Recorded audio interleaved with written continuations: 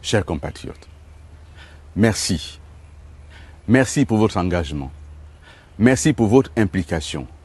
Merci d'avoir pris sur vous de mener cette campagne avec vos deniers personnels, avec votre engagement, avec vos ressources propres. Merci de l'avoir fait. Merci de continuer à être ce phare qui éclaire l'avenir de notre pays. Merci de continuer à éveiller les consciences. Merci de continuer à prendre position. Notre pays mérite mieux que la mascarade actuelle. Notre pays mérite mieux que ce qui se fait aujourd'hui depuis 19 mois.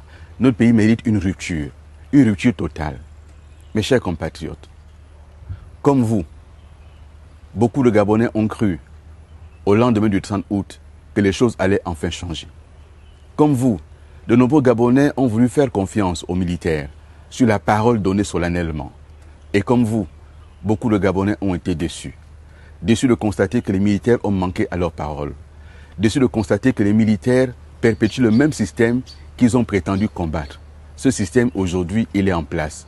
Le même PDG est en place. Les mêmes personnes sont là. Les personnes qui ont été là depuis Omar Bongo sont de retour. Les personnes qui ont été là depuis Ali Bongo sont de retour. Et nous avons fait le choix de la rupture. Ce n'est pas un choix facile. Ce n'est pas un choix simple. Lorsqu'on a le parcours qui est le mien, lorsqu'on a le passé qui est le mien, oser la rupture, c'est un choix délicat. Mais j'ai choisi cette rupture. Et vous avez également choisi cette rupture. Vous l'avez choisi tout en étant conscient que hier, nous n'étions pas du même côté. Tout en étant conscient que hier, vous aviez des choses à me reprocher. Mais le pays est plus important que les querelles qu'on a pu avoir. Et ces querelles-là, on a eu l'occasion déjà d'en discuter. Nous aurons l'occasion à nouveau d'en discuter, d'aplanir ce qui est à planir. Oui, je me suis souvent trompé. Mais également, donnez-nous la chance, par ces ruptures sur laquelle vous travaillez, de faire différent pour l'avenir. Faisons en sorte que demain, on puisse se dire la diaspora gabonaise a choisi l'espérance. Et ce choix-là, il est fondé à la fois sur la connaissance que vous avez du pays, sur le sujet que vous connaissez parfaitement, celui de la transformation de notre pays, celui des libertés publiques, celui de l'état de droit, celui de la démocratie. Cette démocratie, elle est aujourd'hui menacée. Elle est menacée parce que les partis politiques ont choisi, pardonnez-moi, mais de s'aligner et de s'allonger. Elle est menacée parce que ceux qui hier constituaient une société civile dynamique, aujourd'hui se sont tus. C'est vrai, le partage du gâteau. Et c'est vrai que, trivialement, la bouche qui mange ne parle pas. Mais doit-on continuer à garder silence quand le pays est menacé? C'est pour cela que je vous remercie profondément pour votre engagement. Je vous remercie d'avoir consacré des journées entières à mener campagne sur vos deniers personnels. Je vous remercie d'avoir parfois abandonné votre famille pour continuer à mener campagne partout en France et ailleurs. Mes chers compatriotes, à votre écoute, nous avons conçu un projet de société. Un projet qui est fondé sur les besoins immédiats des Gabonaises et des Gabonais. Il ne s'agit pas de promettre la lune, mais de faire en sorte que le Gabonais vive mieux, dans un environnement confortable. Que le Gabonais aussi se dise que mon pays est une démocratie et que cette démocratie, elle est vivante. Et elle ne peut être vivante que par votre implication, telle que vous le faites et telle que vous allez continuer à le faire. Mes chers compatriotes, la diaspora, elle est importante. Et il y a eu des malentendus, c'est vrai. Mais aujourd'hui, chacun a bien compris le rôle moteur qui est le vôtre. Et je voudrais dire que dans le projet que nous portons, la diaspora a une place centrale. C'est pour cela que nous mettrons en place ce Haut Conseil de la diaspora.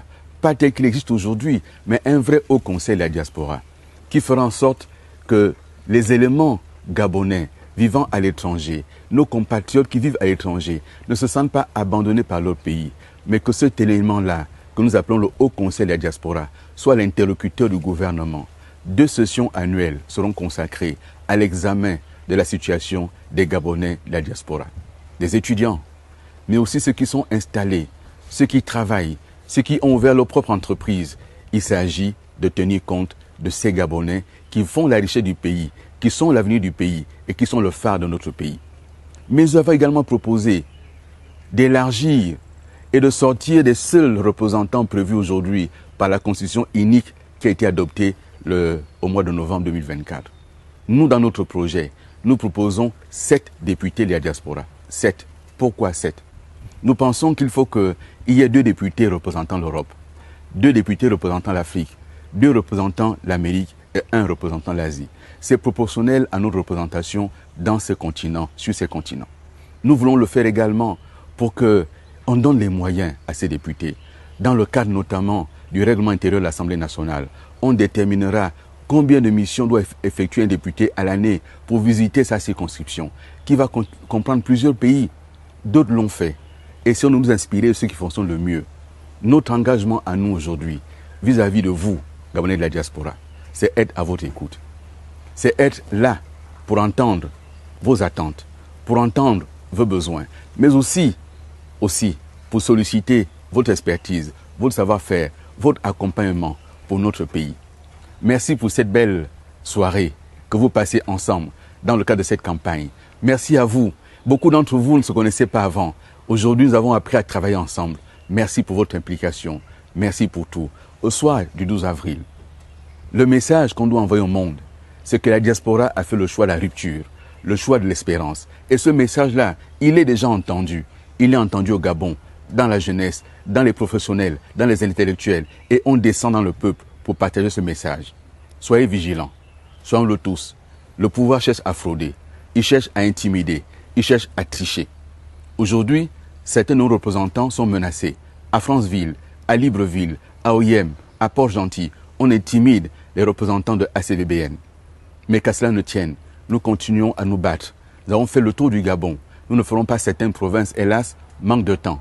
Mais nous allons continuer à travailler pour faire en sorte que la rupture soit une réalité dans notre pays. Terminons avec l'autre ancien. Finissons-en avec ce modèle qui n'a pas aidé notre pays à se développer. Terminons avec cette manière de faire. Finissons-en une bonne fois pour toutes avec le CTRI PDG. Le 12 avril, votez Alain Claude Bilibize comme vous l'avez déjà choisi.